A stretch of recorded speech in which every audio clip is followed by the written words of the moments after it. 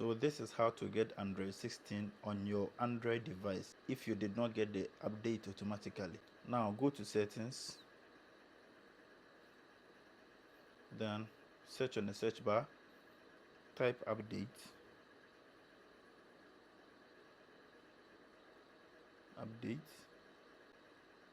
then software updates,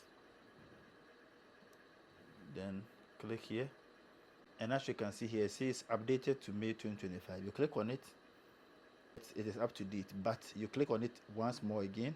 Now right, so it's preparing for system update. So